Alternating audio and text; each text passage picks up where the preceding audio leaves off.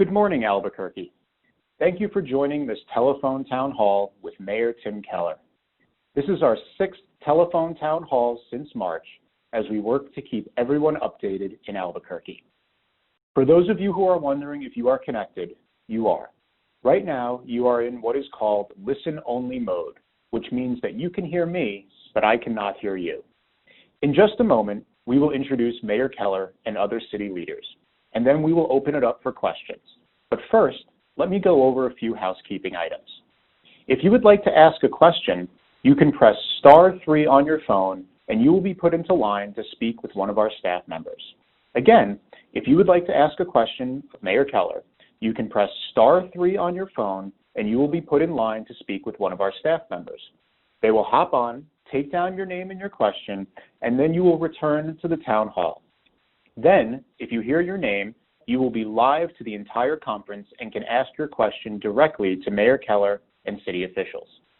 We'll do our best to get to as many questions as possible, so please press *3 right now if you'd like to ask a question. Again, you can press *3 right now to join the queue and talk to our staff to ask a question of Mayor Keller. Along with Mayor Keller, we also have a number of city leaders joining us today who can speak to some of the specific questions folks in Albuquerque have been asking. We have our CAO, Sarita Nair. We have our Director of Equity and Inclusion, Michelle Melendez. We have our Director of Economic Development, Cynthia Jaramillo. We have our Director of Family and Community Services, Carol Pierce. We have our Director of Environmental Health, Ryan Mast. We have Deputy Chief Harold Medina from the Albuquerque Police Department, and we have Assistant City Attorney Tori Jacobus of our Civil Rights Office. Now, I would like to turn the conversation over to Mayor Tim Keller for some initial remarks before we jump into questions. Mayor, go right ahead. Well, good morning, Albuquerque, and I want to thank everyone for joining us on this telephone town hall. I know there's a lot for us to discuss. There's so much going on in our country and in our city.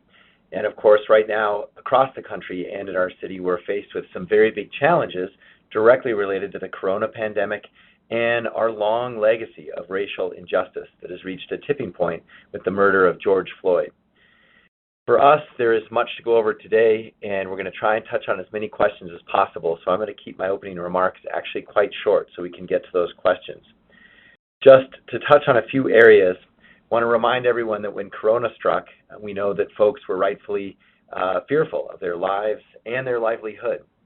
And our city tried to act quickly to set up a safety net to provide needs, to meet the needs, really, of many of our most vulnerable folks in town. And that meant delivering over 100,000 meals for seniors. It meant offering child care for working families, providing rental assistance, medical care for the homeless, even doing testing out at all our homeless facilities, and also investing in over 100 local businesses to try and keep them afloat so they didn't have to close permanently. And we also pushed a bunch of construction projects forward. So some apologies for the traffic on Rio Grande and Manal and up in the International District around that great new library, but we're trying to continue to lift up our city even during these tough times. And so, of course, in addition to the stress of the coronavirus over the last few weeks, we've seen the rightful pain and anger that is poured out of our communities. Protesting is a constitutional right, and the injustices that we've seen for so many years demand action. And so we stand with those who are demanding action, and we understand that, and we are listening. Now, I know with everything going on, there's lots of questions. Typically, we have over 10,000 people on these calls. So we will try and get to as many questions as we can. And so with that, why don't we just dive right in? Great. Thank you very much, Mayor. Our initial questions, we're seeing a lot of the same kind of thing. So with everything going on over the past few weeks with protests here and around the country, can you let us know where things stand in Albuquerque right now? Sure. You know, I think while we're facing these challenges that are happening all across America and the globe, in Albuquerque, we've got to carve our own path forward, and that's something we've always done, and I think what grounds us in many ways is our love for this special city.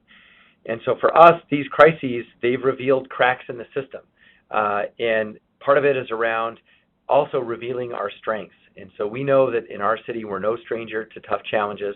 We have a trademark resilience that has endured for centuries. And we also know that several years ago, a couple of years ago, we started down the road of equity, inclusion, and APD reform. We have a long, long way to go, but there's so much more to do, but we have implemented some meaningful reforms. And I think that's important, and that's one of the things that's really keeping us together right now. Fortunately, so far, too, our protests have been mostly peaceful. And APD has worked very hard to try and control traffic and other measures to keep protesters safe, to keep our neighborhoods safe, and to keep our businesses safe.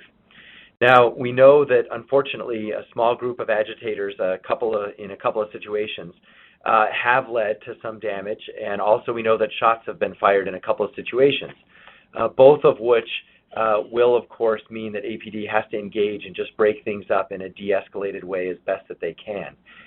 And I think for us, we're trying to do this in a way that makes sense for our town, a town that has its own challenges around anti-Blackness, around racial justice, and of course around use of force in our police department, but also a city that has taken some steps to enable things like accountability and transparency so that when there are mistakes, and we know we make them, we can actually find out what they are and hold people accountable.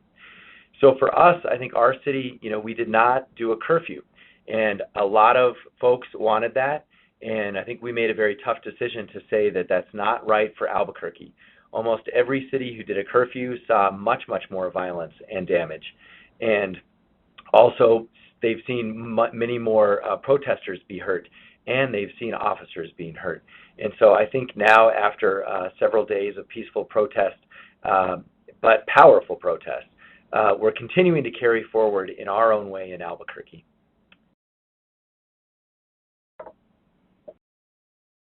Great, thank you, Mayor. And thank you again to everyone who's participating with us for today's telephone town hall. If you're just joining us and you'd like to ask Mayor Keller and our city officials a question, please press *3 on your phone right now. Again, to ask Mayor Keller a question, please press *3 and you'll be connected with our staff. For our first question, we're going to go to Ivan. And Ivan has a question about coronavirus. Ivan, you're live on the line.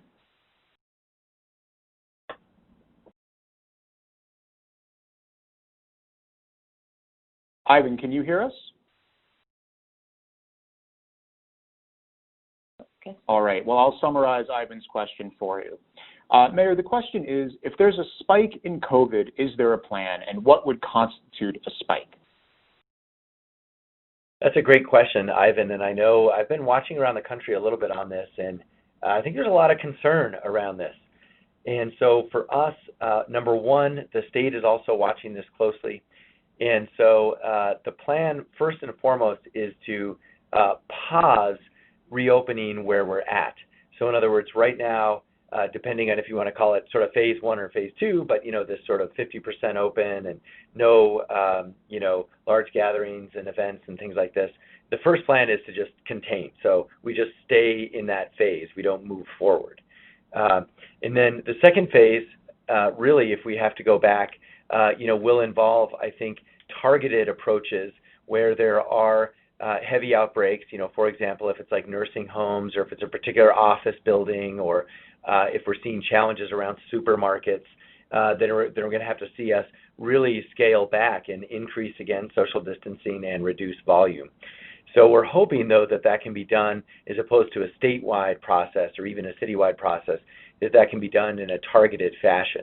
That also might have to do with certain industries. So, if we're having challenges in our hospital system, we're going to have to work, again, on how we deal with things like visitations and so forth. So that's really how we intend on dealing with it now. But again, we're going to keep watching.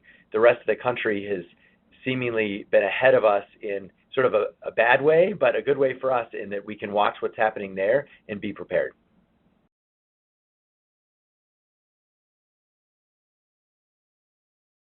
Great, thank you, Mayor. Again, if you're just joining us, you can press *3 on your phone to ask Mayor Keller a question, and you'll be connected with our staff. *3 to ask Mayor Keller a question. Our next question comes from Veronica, and Veronica has a question about recent protests. Veronica, go right ahead. Yes, I'd like to know what is being done to ensure the safety of peaceful protesters, and also does that include consideration for reallocating funds to perhaps other social services, including addressing mental illness and homelessness? That's it. Thank you, Veronica. Very good question. And for us, let me touch on this a little bit, and then I think there's actually some experts on the phone who can speak to this as well. First and foremost, in terms of protecting peaceful protesters, this has been, again, a big challenge across the country with respect to all sorts of folks trying to agitate and come in from the outside who aren't part of the groups and, do all sorts of nefarious things to make, one side or the other or all of us look bad. So basically, in our city, we have adjusted our approach to protesting very much under our administration. If you recall 5 years ago, where you used to have these scenes with, barricades of folks and, sort of everyone out in force and standing against each other across the street. We have a different process. We try and allow protesters to protest and stay out of the way. Now, our officers try and be nearby because of these outside agitators. And this is a good example. What happened downtown at the Chemo was a day of powerful, long protest. And then, very late at night, I think around 2 o'clock or so, there were some shots fired, there were windows broken, et cetera. And that's when you see APD come in and have to break things up. And I think APD that night saved protesters' lives. I think they saved multiple buildings from being burnt. And they did not engage again until one of those two things happened. So that's how we've been dealing with it. And I also just want to acknowledge that it's messy inherently. Trying to do something like allow full protesting and also keep everyone safe is tough for everyone involved. And so that's why you see for 10, 20 minutes downtown was really in question, but luckily it worked out okay without anyone getting seriously injured.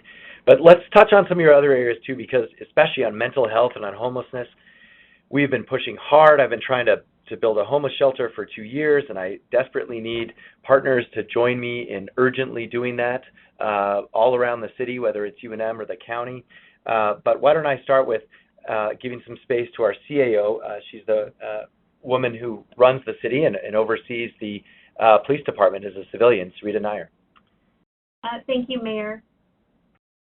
Since our administration came into office at the beginning of 2018, every year's budget we've worked with the City Council to allocate funds to some of the root causes of some of the problems we see in society.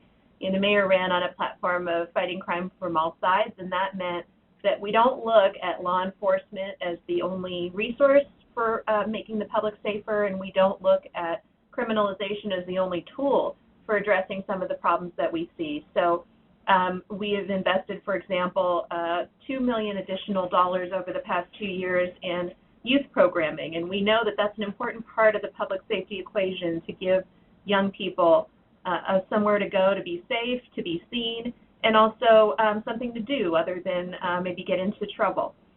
We've also invested in homeless services, behavioral health services, substance abuse, diversion programs, which take people out of the criminal justice system and put them into treatment or health care, mental health care. And especially during the COVID crisis, we've been focused on those most vulnerable populations. But as the mayor mentioned, we do need your support and your help when some of those difficult conversations come up. It's just, we want to make sure that this is more than a moment, that it becomes a true movement, and that we're able to sustain the calls that are going on now to address those root causes of the problems in our city. Okay, and I think just this was a very insightful question. Let me also create some space for Carol Pierce is our Director of Family and Community Services, and in particular, we've really been trying to ramp up the Housing First model and this voucher concept, in addition to what Sarita mentioned for folks who just have a higher need with respect to mental or behavioral health. But Carol, could you just touch on our efforts there? Thank you, Mayor. Yes, ever since the COVID crisis began, we did open our West Side shelter 20 miles outside of town 24/7. That does give people the space that they need, the food, the safety. We screen people daily when they come into that shelter. We feel very blessed that we've been really able to keep COVID at bay. What we have done is for our older people without homes, 50 and above, that may have chronic conditions that are more vulnerable to this virus, we have moved them out to other locations on the pathway to get either permanent supportive housing or rapid rehousing to keep them safe. So we feel like that's ultimately what our community and our city is trying to do, is to get people in homes in whatever way, shape that makes sense for them and the support they need. And we've really ramped that up during this COVID crisis. Okay, thanks so much, Carol.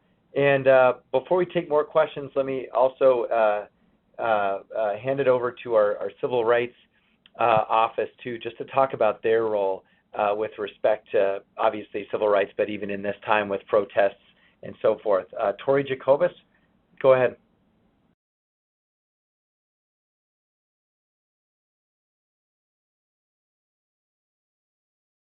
My apologies, I could not get myself off mute. Good morning. Thank you, Mayor Keller.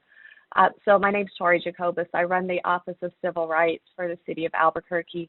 Our work serves to protect our community by prohibiting discrimination in the areas of housing, public places, and employment. We accept complaints and assist in resolving discrimination matters. We also provide education and training to individuals, groups, and businesses. My office is also available for limited questions that you may have about housing, public housing discrimination, employment discrimination, or discrimination in public places. And we can be reached via email at civilrights@cabq.gov. Again, that's civilrights@cabq.gov, or by phone at 505-768-4595. Again, that's 505-768-4595. Thank you. Thanks so much, Tori. Well, we can. There's lots more to discuss around this, but just to honor the questions, let's take some more and just see where the discussion goes. Terrific. Thank you, Mayor. And again, if you're just joining us, *3 on your phone to ask Mayor Keller and city officials a question, *3 to be connected with our staff to ask your question. Next, we're going to go to Andy, and Andy has a question about masks. Andy, are you there? You're live on the line. Yes, I am. Thank you. So I recently visited a store here in Albuquerque, and none of the employees were wearing masks. And my question is whether masks are required for employees in stores that interface to the public. Thank you. Thanks, Andy. That actually is one of the questions we get often, even through our 311 program. I think the best person probably I'd tee up for that is our Director of Environmental Health, Ryan Mast, who's on the line. Ryan, do you want to kind of go into that? Yeah, thank you, Mayor, and thank you, Andy, for that great question. Our team has been playing an important role in the sort of local education and enforcement about the public health orders, as we strive to keep the public safe. Obviously, we know that there's been some positive news in New Mexico about the rate of spread and how it's started to level off, but we also know that the risk of infection is still high throughout our community, and as such, the particular things that we're asking the public to do, as well as the places of employment to help continue to mitigate that risk, includes the wearing of face coverings and masks. And the rationale behind that is really to protect those around them from anyone who may be potentially carrying the virus without knowing it. And so that requirement does remain in place. And we would encourage anyone that notices that employers are not abiding by that to report them to either 311. You can also call 242-COPS, or you can reach out to the state for support for that. But our team is one of 4 different departments that are actively going out and visiting places of business, restaurants, other high-risk areas on a regular basis to make sure everyone's aware of these orders, and if there are folks who are violating them, making sure that we are reporting those up to our state partners to help us in the enforcement of this.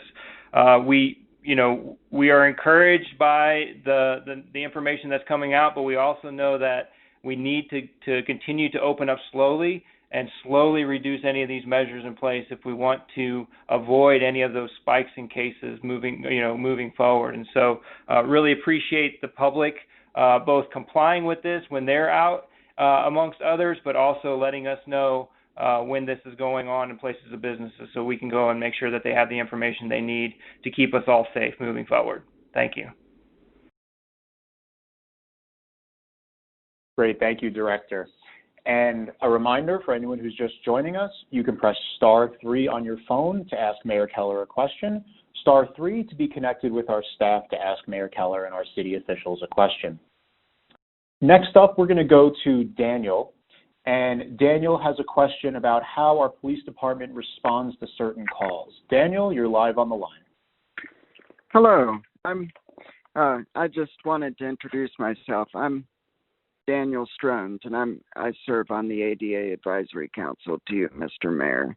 And my question is that I was wondering if anyone has looked at what Minneapolis is doing, and they're changing the structure of their police department so that they don't have people with guns responding to all calls. Thank you, Daniel, and appreciate your service too on the ADA board. And this is a very good question, and this is, I think, a good example of Albuquerque having to carve its own path in a sense that the good news is we have been working on this. Like, we have a kernel sort of to build from, and it's a credit to actually our team and our Office of Equity and Inclusion. And so I think, let me explain kind of where we're at, but the answer is yes, we're looking into this. And the good news is we've had some kind of pilot programs that we think we really should lean into at this time. So first, let me open it up to our CAO, Sarita Nair, and then also if our Office of Equity and Inclusion, I'll tee up them to share some thoughts on this too. Sarita? Thank you, Mayor. So the issue of revisiting the way that we handle calls and different types of what used to be criminal offenses has been on the Albuquerque Police Department's radar even before we came into town. I think 3 big initiatives have happened. One is in relation to a lawsuit settlement that had to do with jail overcrowding, the McClendon settlement. There was an agreement by the city at that time to change the way we handle misdemeanor offenses, and especially those including that involve people with behavioral health issues.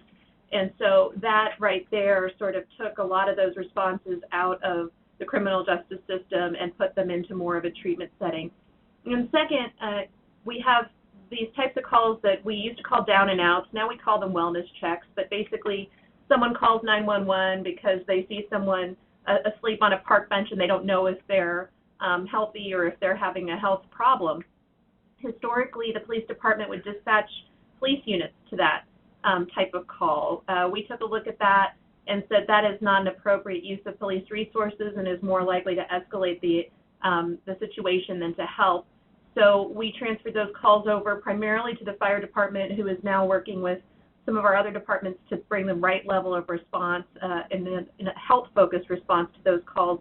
That took about 15,000 calls a year out of the police system and put it into the more appropriate hands of the healthcare system.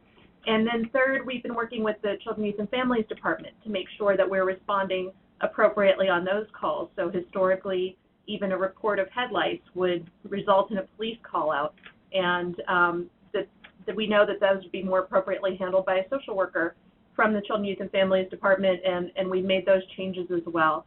So we're going to continue to go through call types and make sure that our police resources are focused on true criminal activity and that we're bringing the right either social or healthcare responses to those calls where that's really the issue. Thanks so much for that. And I would just add too that for us, this is a good example of where we have a long road to go, and it's because things were so bad here. You know, the courts actually had to force Albuquerque. Rita mentioned the McClendon settlement. There's also, of course, the consent agreement with our police department. But I mention these just because some cities are just waking up to this. And, you know, just I don't want to get too into the weeds on like Minneapolis, but we're ahead of them, not for good reasons. We're ahead of them because courts already forced us to do some of this. And so, again, a long road to go, but just to kind of compare, again, some cities are just waking up to this stuff. We know about it and have started. We still have a long way to go, but there is a difference there. And I think also that's respect to some other areas around equity and inclusion. So probably a good opportunity for Michelle Melendez to speak a little bit about her office's work. Thank you, Mayor. And yes, I'd like to help provide some more context for our office. Mayor Keller started this office soon after he took office in 2018, and we have since been providing training to many, many different city employees, including APD. And this complements the kinds of training that are mandated by the APD's consent decree, such as fair and impartial policing. What we bring to the table is, as well as helping the cadets learn about how to recognize their own implicit biases and to change their behaviors, as well as basic cultural competency. We know that police officers nor anybody really has all of the knowledge that they need to be able to interact with all the diverse populations of our city. So rather than expect that, we really do want to share resources with those officers, knowing that they cannot possibly respond to every single need that's out there, but introducing them to community organizations and different people and ideas and tools such as language access tools, so that they can do their jobs and communicate effectively with different groups and get information and do the investigations that are needed, but do it in a very culturally respectful way.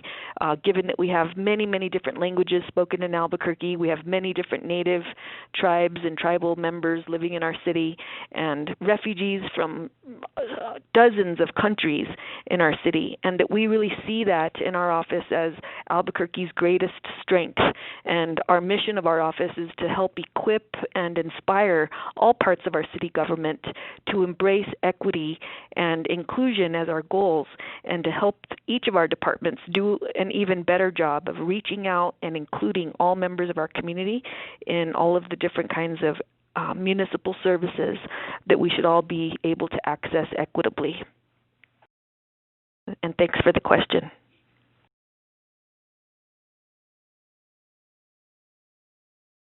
Great, thank you, Director. A reminder, *3 to ask a question of Mayor Keller and our city officials, *3 to be connected with our staff to ask a question. Now, Mayor, we're gonna try something a little different here. We're gonna have two folks ask their questions back to back that are related about city parks, and then we'll answer those all together. So first, we're gonna go to Michelle, and Michelle has a question about playgrounds. Michelle, you're live on the line. Hi, my question is, do we have any idea when playgrounds at the city parks will be available for kids to play on? Great, thank you, Michelle. And next, we're going to go to Josh, who has a question about baseball and Little League. Josh, you are live on the line. Thank you, Mr. Mayor. My name is Josh Price. I'm the president of Lobo Little League. You actually have been to Lobo Little League. I've got a lot of parents calling me all the time wanting to know basically their kids are going crazy inside their houses, and they're wanting to know when we can at least start practicing as a local league, at least with all protocols intact and everything like that. Thank you. Okay, thank you so much for those questions. I know, in our city, I always like to remind folks because we have lots of challenges, but one thing we do have is lots of parks. And actually per capita, I think we're in the top 20 in the country. And so, of course, we are number one when it comes to open space. But just to these questions, firstly, playgrounds. So, we're planning on opening playgrounds June 15th. And I want to let folks know that might be really good news. I know, as folks know, I have very little kids, and they ask me this question like almost every day, twice yesterday. So we're going to open them up June 15th. And, but I also know people are, very concerned with the coronavirus, obviously. And, I would just say that from our team's perspective, and I think looking at other cities around the country and so forth, there was concern around playgrounds, but it never really played out in terms of, there was no study that said playgrounds are a big deal and so forth. So, and again, there's been lots of studies on surfaces and this kind of stuff. But I think, by and large, we're comfortable here in Albuquerque opening playgrounds on June 15th. We want to encourage people to certainly, wash your kids' hands, after and so forth, as you would anyway. As any parent knows, those playgrounds tend to be pretty dirty on the hands anyway. But, and also just want to say, folks, we're going to open them. We're not saying like you should use them. So it's really going to be a parental choice. And we ask everyone to respect parents' choice, whether their kids are playing or not playing. With respect to Little Leagues, always great to hear from Lobo Little League. Of course, I've got your hat. I wear it a lot. It's one of my favorite hats. So anyway, where we're at now is the guidance really coming from the National Little League Association is what we're trying to follow. And I might have the formal name not quite correct, but I'm sure you know who they are. And so what I would do is check in with our Parks and Rec department and, of course, Director Dave Simon or somebody on his team. I think you personally know Dave. And you can also check in with, of course, Isaac Padilla, who handles some of these issues. And so I would ask your direct questions to him. We know that league play in games is certainly just not healthy at this time. But there may be some options with respect to practice. And so check in with them, and I think they can give you some ideas in terms of how to practice and use the fields and so forth. Thank you, Mayor. Again, a reminder, *3 to ask Mayor Keller a question, *3 on your phone to ask a question. Next up, we're going to go to Charles. And Charles has a question about some of the recent protests. Charles, you are live on the line with Mayor Keller. Go right ahead. Yes, hi, Mayor. I heard a disturbing report yesterday on public radio regarding some interaction between the police and some militia groups that, to me, were speaking code for, very politicized platforms. And one was particularly disturbing was a police scanner recording of police commenting about armed friendlies on rooftops, overseeing the march or watching over the march. And I find that very threatening and disturbing. And are our police interacting with those groups in such a positive way? And is that a strategy on your part? Or is it, because from my point of view, that's a mistake on our part if we are doing that. Thank you. Thanks, Charles. Very good question, and I've seen some of these reports, and when I see some of the reporting in general, I mean, this is always the case. I always want to inquire and understand, like, okay, what's going on here? Also, what's not in the story. And so on this one, just specifically, we never encourage any kind of vigilante activity at all. That is a department policy, and I know, though, it seems as such there have been some people who have not followed that process. So, I've heard about this. It wasn't at all sanctioned, but I've heard about this, meeting that took place in a parking lot for about 5 minutes, and that was completely wrong. So just want you to know that I think this is a good example where we're committed to listening and learning and then holding folks accountable. So all of these activities are under review, and this is a good example, again, where we're different than, say, Minnesota. when they're under review here, they will be transparently shared, the findings, and people will be, held accountable. And I'll explain why, because there are other folks involved who make sure this process happens. So, but just want to reiterate, none of that should be happening. And so we're very concerned about both what you mentioned in terms of that kind of communication, but also I know that meeting in the parking lot that took place. So let me tee it up to our CAO to kind of walk through at least the process in which we will be able to hold folks accountable for this. Thank you.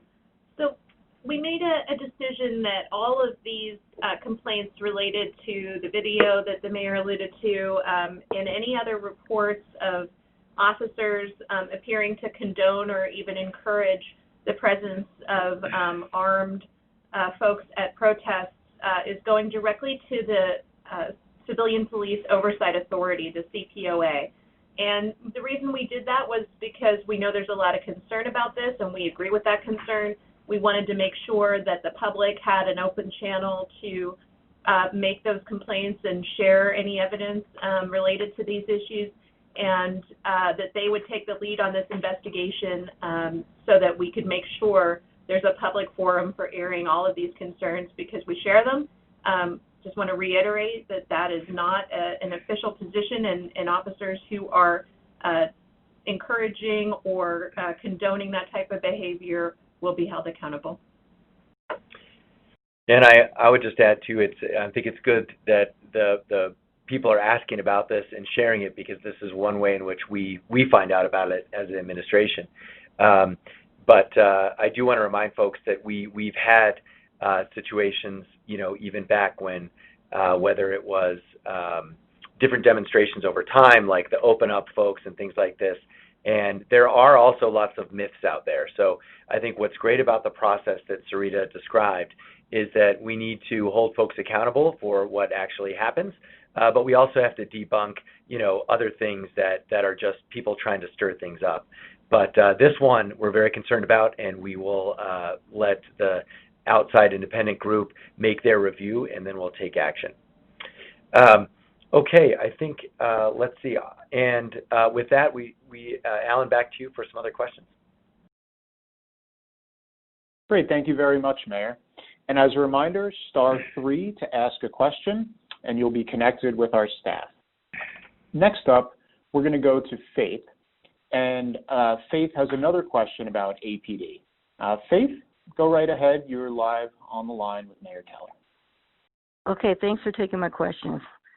My question is, you kind of talked about it a little bit earlier, but has APD considered creating an unarmed division of police officers who walk a beat and really build community relationships without the power imbalance a gun can create? Thank you, Faith, for that question. I want to go ahead and answer it, and I think actually we have one of our deputy chiefs of police on the phone who can speak a little bit to that. And it certainly, we do have we just call it city security. So we do have a team that we've been thinking about using more in that capacity. They're usually used primarily just around buildings like on Civic Plaza, but we're interested in that concept. So before we hear, though, from our deputy, I did forget one thing to mention just with respect to the previous caller. The Civilian Police Oversight Board is meeting this Thursday at 5 o'clock, and it is a public meeting. If you just Google Albuquerque Civilian Police Oversight Board, you can get the details on that. But just want to let folks know also there's a public venue that Sarita mentioned. It's actually happening there. They meet monthly, but their monthly meeting is this Thursday at 5. Okay, DC Medina, would you like to share a few thoughts on that? Good morning, Albuquerque, and that's a great question. And I think one of the things that we really want to emphasize with that question is we do have a number of civilians that are out there unarmed who are out there for the purpose of partnership building and working with the community. We have a Coast team that is outreach for some of our homeless population that is out there unarmed and working with the community. And each area command also has a crime prevention specialist assigned to them. So there's 6 of them in the city, and their sole job is going out, working with the community, helping them understand crime prevention, how they could protect themselves, but also how they could work better with the police department. We have civilians also that work in terms of technology, going out, working with the community on video, how to develop a video process or where to place cameras, how to tie them into the RTC, the Real-Time Crime Center. So we do have a series of civilians out with the police department in the community, working in those areas of building partnerships with the community. Thank you.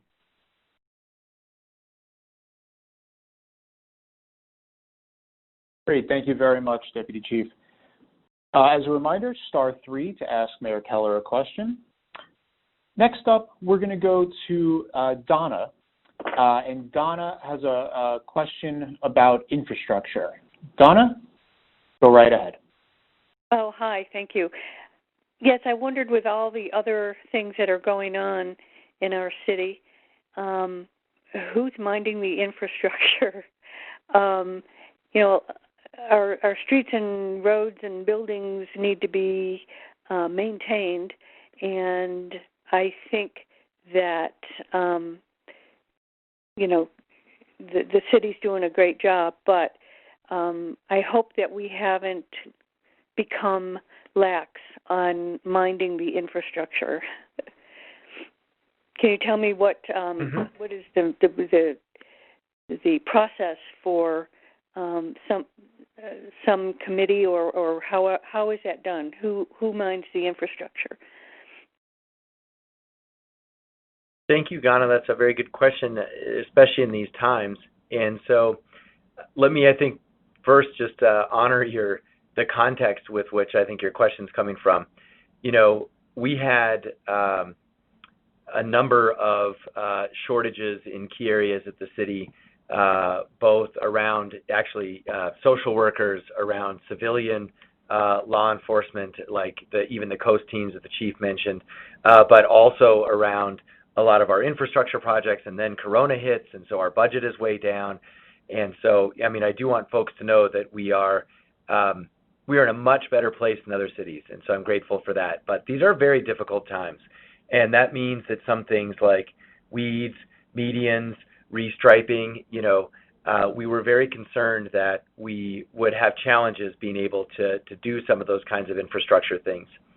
And I am pleased to say, actually, that our team, which primarily is the Department of Public Works, it's called Municipal Development in Albuquerque, but also our COO, who oversees much of these departments, Lawrence Rael, he's really done a good job in that team of keeping the trains running on time, so to speak. And so Albuquerque actually is in pretty good shape on this. And what we actually made a decision early on, I mentioned this, that we were gonna kind of take the opposite tack. So instead of waiting and saying, oh, we can't do all these things, we said in one area, in construction and infrastructure, because that was deemed essential, we're actually going to move faster. So that's why you see construction coming up on Manal. It's on Rio Grande. We're going to be doing all of this summer, adding more medians up and down Central. We're finishing the landscaping on those medians. It's why we're building a huge library in the International District. We've broken ground on that, a new community center in Singing Arrow. And I think next up near the end of this month, a new community center out in Westgate on the west side. So we've actually tried to accelerate our infrastructure projects, which so far seems to have worked out. And not to go too much further down this road, but the only reason we were able to do this is because we declared an emergency. So those two things went together. The declaration of an emergency was obviously first and foremost about public health, but it also allowed us to move much faster with respect to some infrastructure things. And so we've, I think, been able to actually hit a real sweet spot right now here in Albuquerque on that. Great, thank you, Mayor. Again, *3 to ask Mayor Keller a question, and we're going to try to get to as many questions as we can. Next up, we're going to go to Franklin, and Franklin has a question about body cameras. Franklin, go right ahead. First, Mayor, thank you for doing this. This is very informative to the citizens of Albuquerque.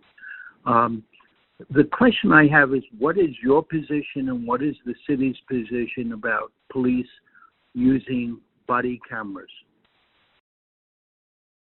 Thank you, Franklin, for that question. And this is a good one, too. It's a very good example of, again, our city having our own challenges, but perhaps different than other cities.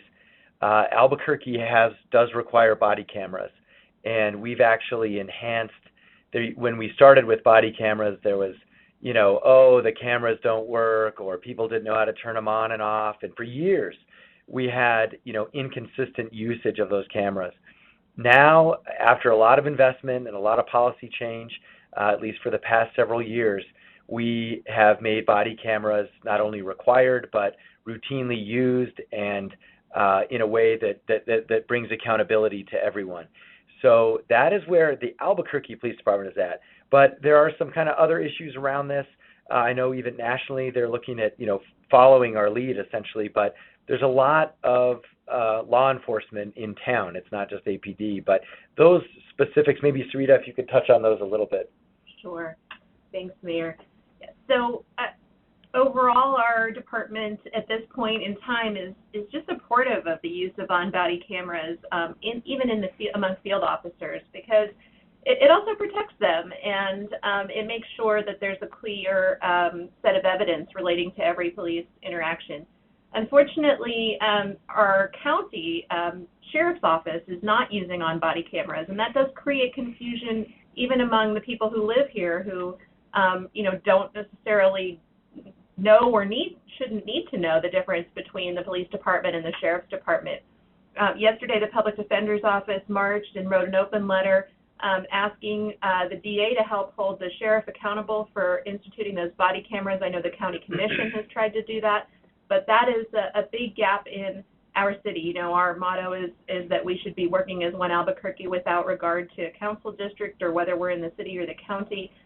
This is one area where we need to bring that one Albuquerque spirit to make sure all law enforcement officers in our area are wearing on body cameras.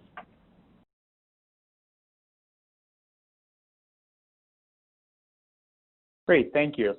Again, *3 to ask your question of Mayor Keller and our city officials. Next up, we're going to go to Mary. And Mary has a question about guns. Mary? Hi. You can go right ahead. You're live on the line. Okay. Thank you for doing this. And my question is recognizing that if we're going to ask the APD to restructure and do things differently, what are our next steps in gun control? Thank you, Mary. And this one is, I appreciate you making the connection because as we've known for a long time, this issue, we've seen children, even last weekend, be victims of gun violence, either on purpose or otherwise. Either way, lives have been lost right in our town. And so this is a major problem all across America and in Albuquerque. So a couple of things I'd highlight, and once again, our CAO might be another good person to chime in on this. In our city, we have tried to do what we can based on state law. In New Mexico is one of these states, a lot of western states have this, where cities are not allowed to regulate firearms under our state constitution.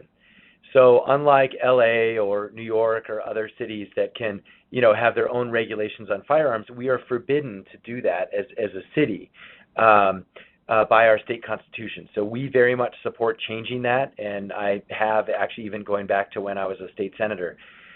But we try and do what we can here at the city. So I'll highlight two things. One, we went way out on a limb and just said that we can't have guns in our community centers and so forth. We got sued instantly for that. I think it's probably still in court, but we're trying to do what we can. We also, on the APD side, and this is a good example of an investment in APD that is about gun violence reduction, we have created a whole team that works on connecting gun crimes to each other. So, It's a little bit like kind of an old-fashioned fingerprint database, but it's with computerized gun ballistics. And so we're able to say, okay, that particular weapon was used in 5 other crimes, and that helps us connect the dots.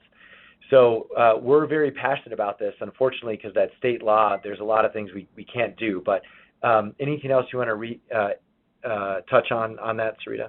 Yeah, I'd just like to thank Mary for raising that important connection. You know, even with the previous caller's question about increasing the presence of unarmed police officers in our streets, the thing that holds us back is just the prevalence of firearms on the streets of Albuquerque and the prevalence of gun crimes.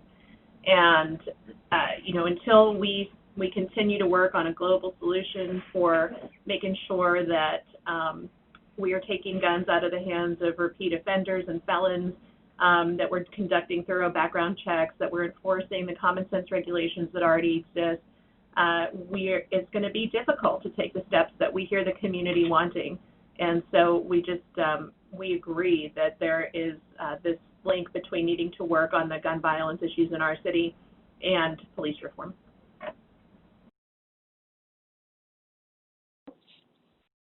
Great, thank you very much.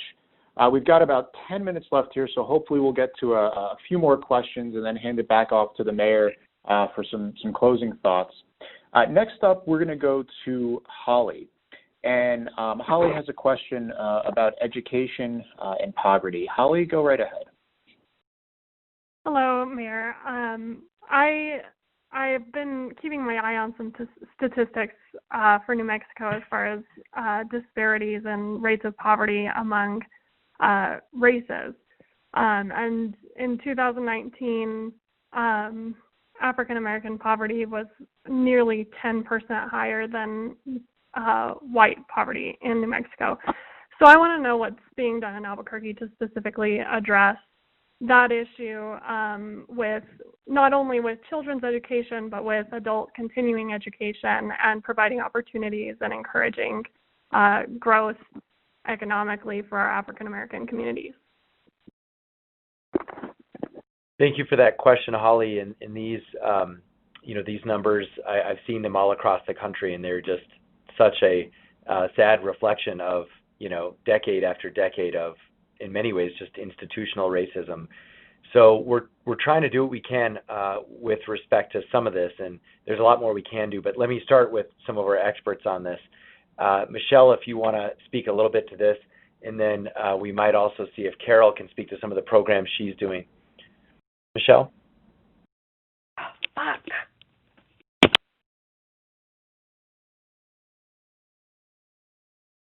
We might have lost. We'll see if we can get Michelle back in just a minute. Carol, would you like to talk about some of the, you know, our summer programs and so forth, and the way we're trying to bolster APS? And as a reminder, again, just so not everyone knows this, but APS is run by the state. Some cities run their school district, some don't. In Albuquerque, we do not. We try and help with supplemental targeted programming to especially low-income and vulnerable communities, exactly for the reasons that Holly mentioned. Carol, do you want to add more to that? Yes, thank you, Mayor.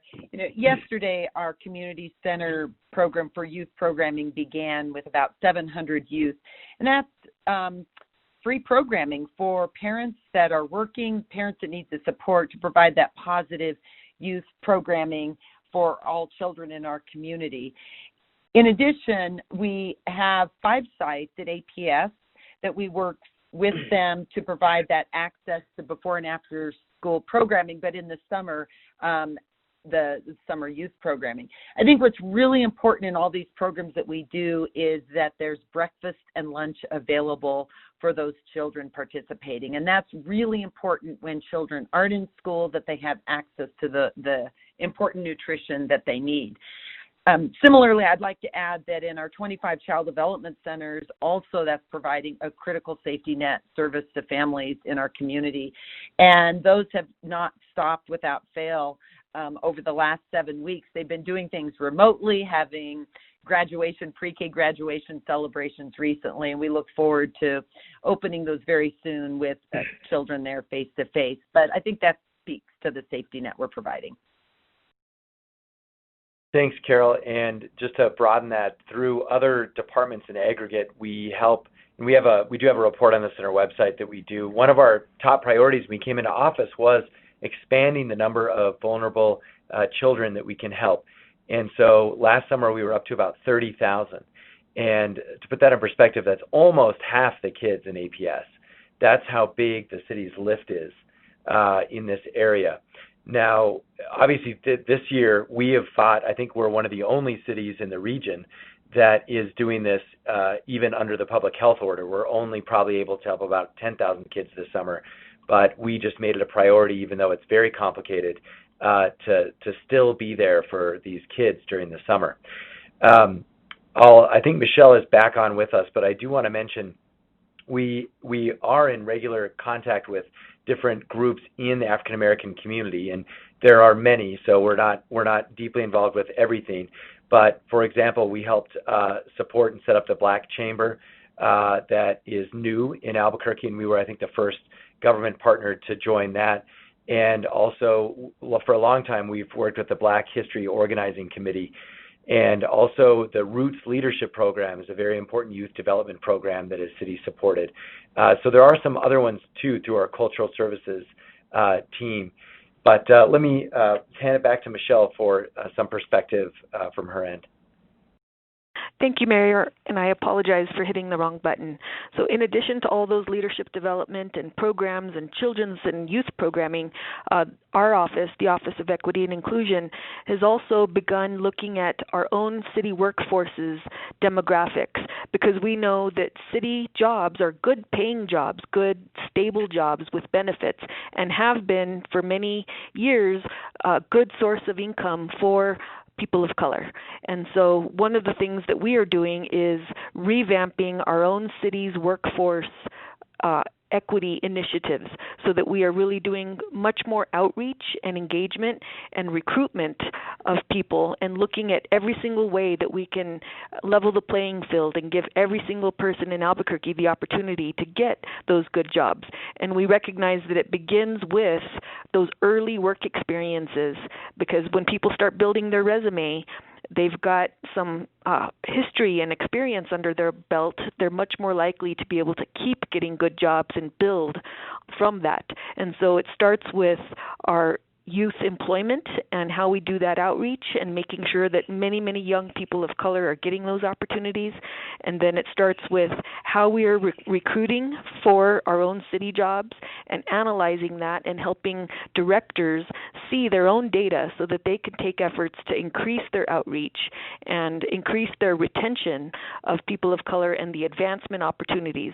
And that's one strategy, and we hope to learn from doing that so that other industries and other sectors and our other partners, including city, county, state, and others, can follow in those examples as we learn from our efforts.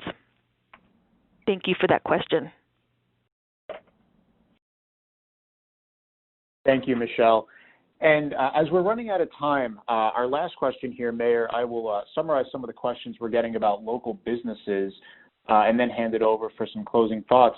So lots of folks are asking about, as reopening is beginning, as recovery starts, how is the city here to help local businesses who are trying to get back on their feet?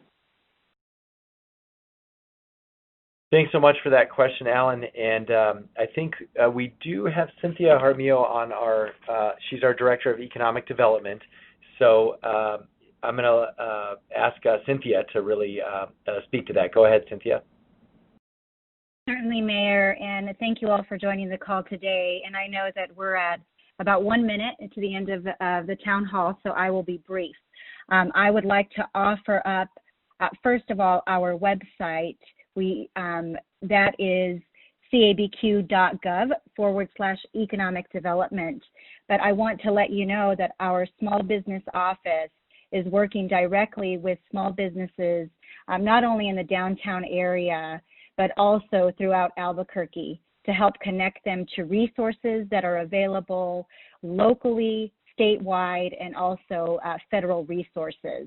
And we are trying to also strike a balance between supporting small businesses and larger businesses in the Albuquerque area. And we have several programs and projects that we're rolling out. We're working on extending our outdoor dining into streets and sidewalks, and this is directly related to restaurants, of course. In addition, according to the Journal, today it looks like the state is loosening the alcohol restrictions to allow alcohol to be served in particular areas for outdoor dining. We have several opportunities and programs that we could offer up in support of small business and business in general in Albuquerque. Also want to give you my telephone number. That number is 505-768-3270. Great. Thank you very much, Director. And we will hand it back over to Mayor Keller for some closing thoughts. Mayor? Well, I know we're a little bit over, but I do just want to thank everyone for joining us this morning and for asking such thoughtful questions.